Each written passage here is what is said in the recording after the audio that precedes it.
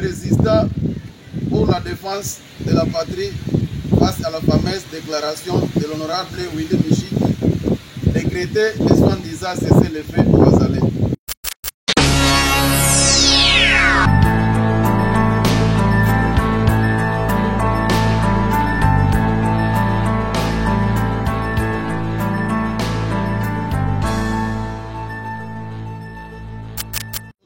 Des résistants pour la défense de la patrie face à la fameuse déclaration de l'honorable Willy Michiki, décrétée et soi-disant cesser les faits au Wazalendo.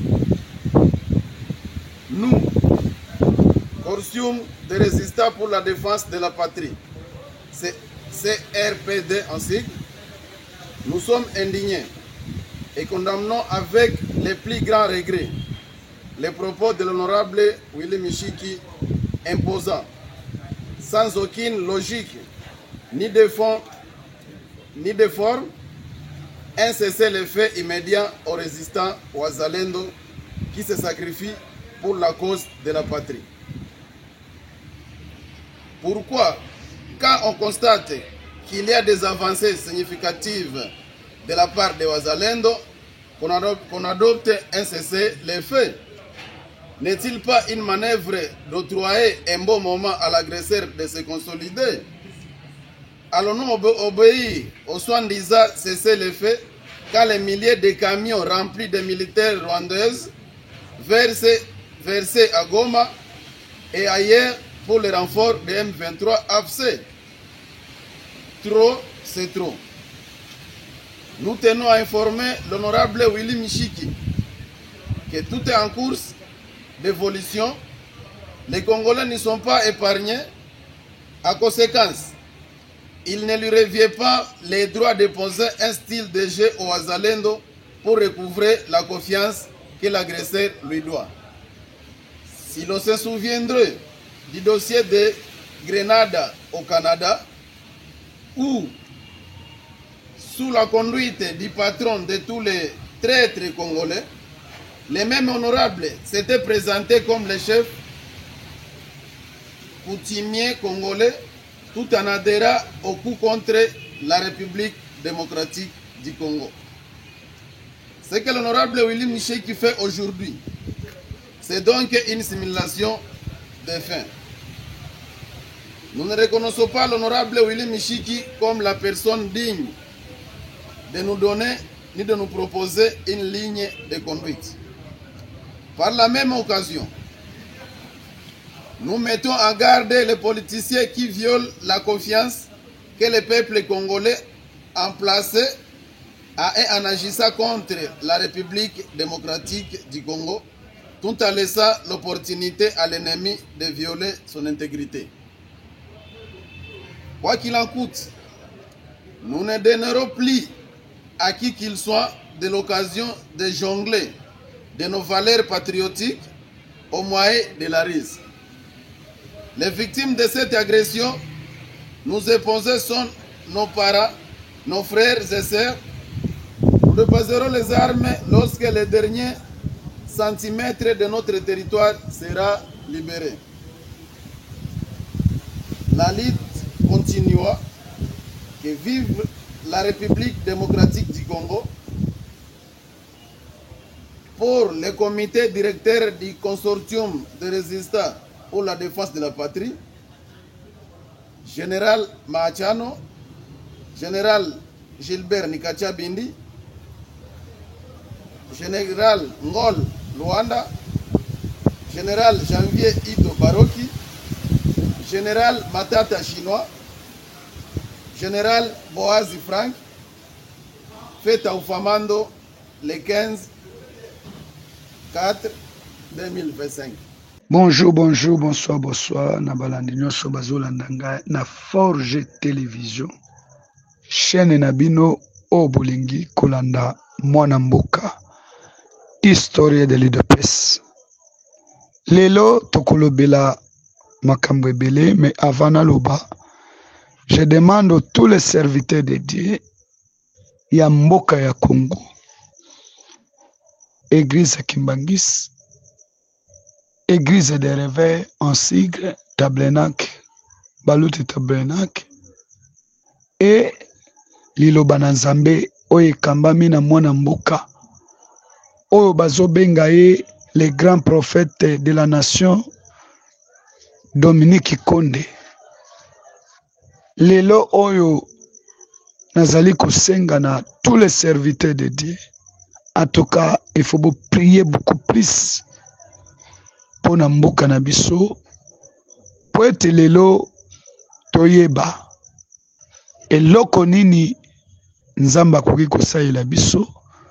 Lolenga mokonza mboka atikaki mboka ya Kongo na maboko ya Nzambe. Tosengi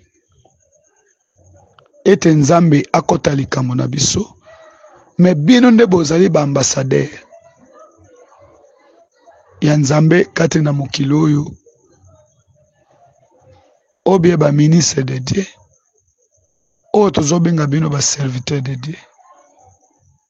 Nasengi na chef de l'État moko antombolo mwa mai wakaninda songe ya mbeli oyo bavandelaka te Faci Beton. Tosengi na yo avec tout le respect sala ba conseiller spirituel zwa mwana mboka Dominique Konde akoma conseiller spirituel na yo po ete abanda koprede cause na yo pa ya Nzambe. Lolenge tomoni bayambi ye na États-Unis d'Amérique na ba sénateur américain ndenge pe aprede cause ya mboka na biso epa ya bato oyo baza likolo. Vraiment que les véritables serviteurs de Dieu ye wana oyo akoki ko sunga biso po ete toyeba lolenge nini Nzambe abanda kolobela biso. Voilà, merci beaucoup na balandi nyonso ozolanda nga na Forge Télévision, chaîne oyo bolingi kolanda mwana mboka historien de l'UDPS. Lelo toza na émission spéciale po ete boyoka na kati ya Forge Télévision ba traître ya mboka oyo bato oyo baza badongolo miso oyo balingi koboma mboka ya Congo, oyo bazali na complicité ya kobare Congo na biso.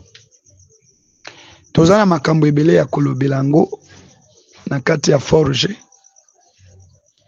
parce que chaîne oyo bolinga kolanda les spécial communicateurs de la République démocratique du Congo, historien de l'UDPS, chargé des analyses politiques de la République démocratique du Congo. Dossier il y a S, dossier sécuritaire il y a S de la RDC. Dossier sécuritaire de la Est de la RDC. Bolandaki affrontement oyo esalamaki na Goma. Les Wazalendo Wajashu montés en puissance. Ba Congolais bana mboka boyebi eloko nini elekaki na dossier oyo. Tango Kabila a annoncé que azoya na Goma, ça c'est l'annonce. Ba Rwandais ba rafosaki ba troupe militaire na bango pour la sécurité à Joseph Kabila. Nde Wazalendo bamoni parce que Wazalendo bazalaki na Nyirangongo tina quartier mususu ya Goma. Wazalendo ne bazozwa contrôle ya Masisi centre, Nyirangongo, ba territoire wana tout eza na maboko ya Wazalendo. Ba Congolais de père et de mère bana mboka Yane Kagame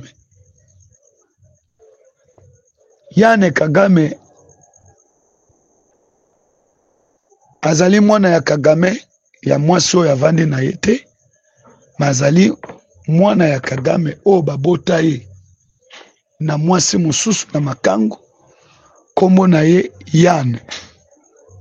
Yann Kagame. Yende azalaki kome moto oyo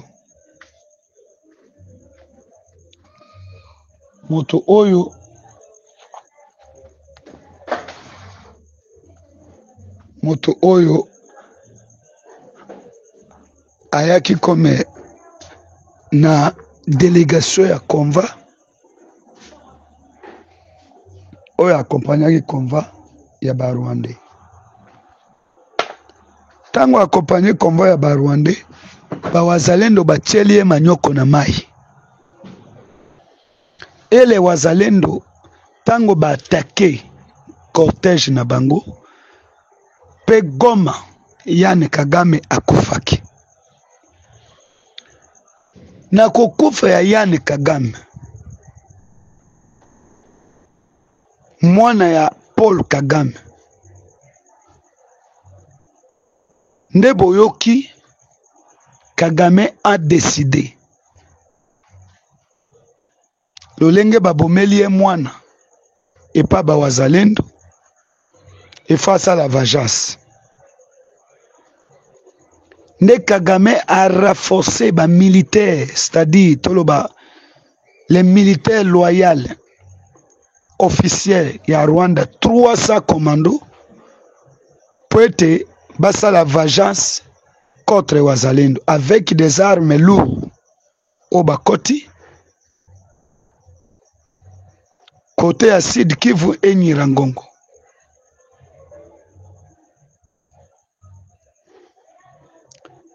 Koto na Goma babengi Nanga, bapesi instruction na ba M23 o bazana ba quartier mususu ya Goma, babandi ko massacrer, bapesi instruction et rien que les garçons mibali nyos ko bandana 5 ans baboma bana mibali nyos. Lobby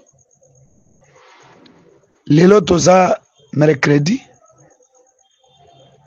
ndenge nazo sala émission oyo le mercredi le 16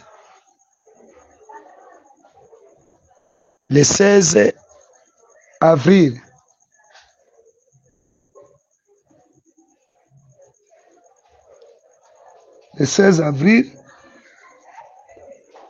oyo tozali babomi 150 personnes na kati ya Goma na ba quartier oyo M23 azo contrôler.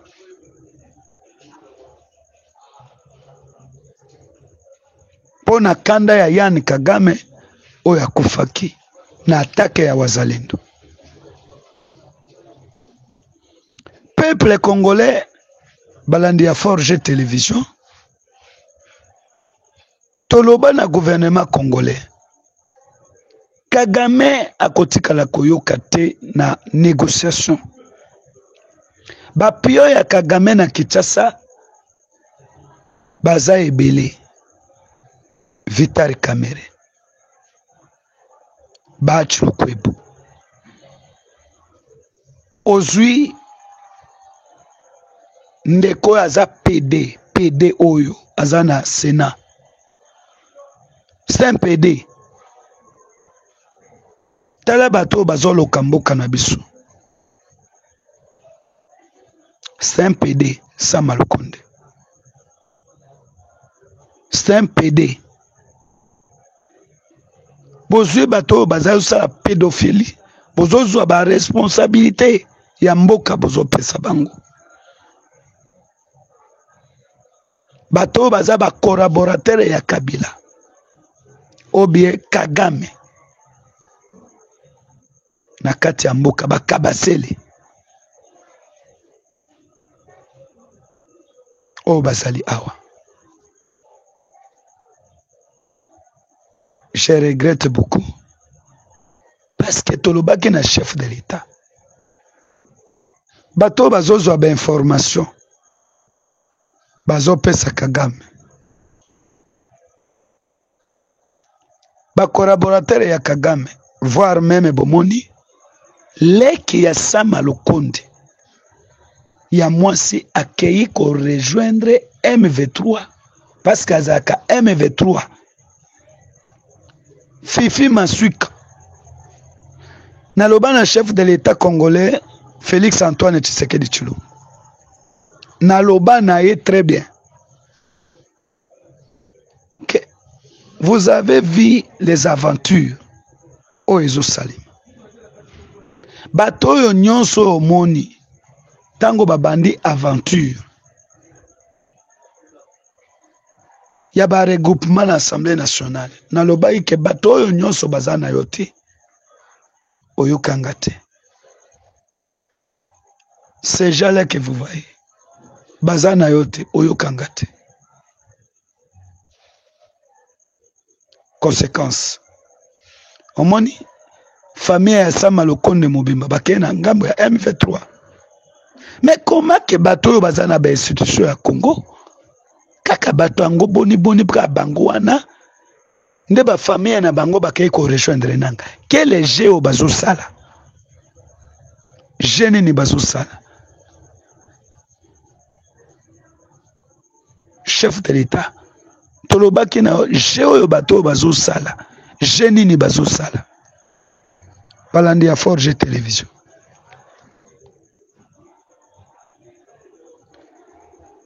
biso tolobaka na biso kaka bato bamonaka biso kaka bato ya bilobaloba tolobaki yango très bien bato nyonso baza na ba institution oyo bango nde bazoboma Congo écarté bango Sama Lukonde premier ministre o président Sénat na ndenge nini donc yenda aza mayele o bien na kindoki na bino o bozosala mpona koloka Congo mobala akomi mwasi ya baninga mosusu nde bozopesa bango baposte lelo Congo ezokende na kukufa trahison na trahison tozoyeba te soki eza nini.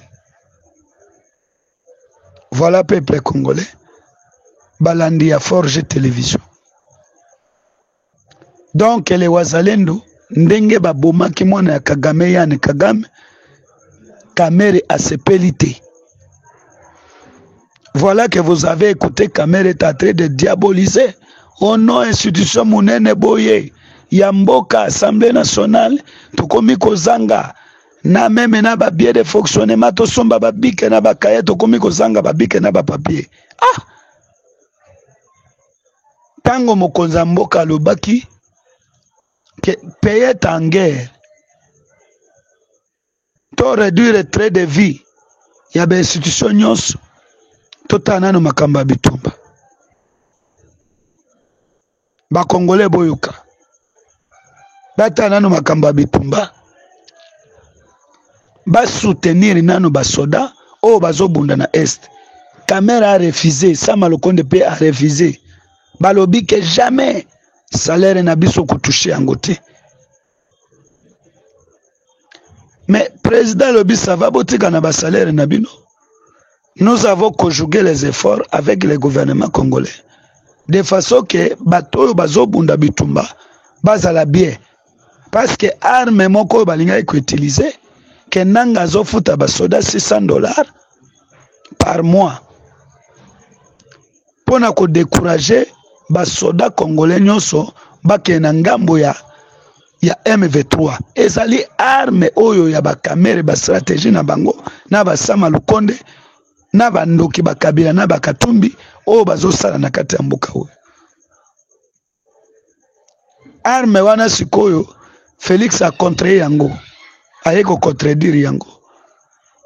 Félix alobi sava lokola ba trahison eza na kati ya bitumba na kati ya FARDC peut-être eza pona misolo ou bien salaire nde yango wana bazokende kolanda esika mbongo ezali nde président ayeko mettre la salaire ya basoda ayeko tiango ayeko fixe yango ke basoda oyo baza na bitumba oyo baza na front bazwa mbongo prime ya $500 na salaire na bango.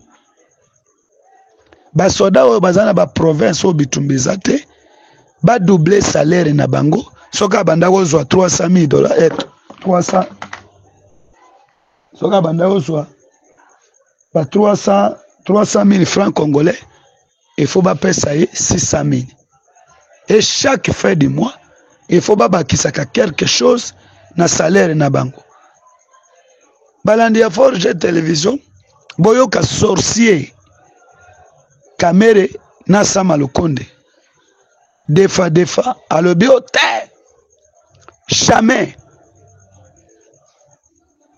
ndenge tozali awa moto akolongola salaire na biso te.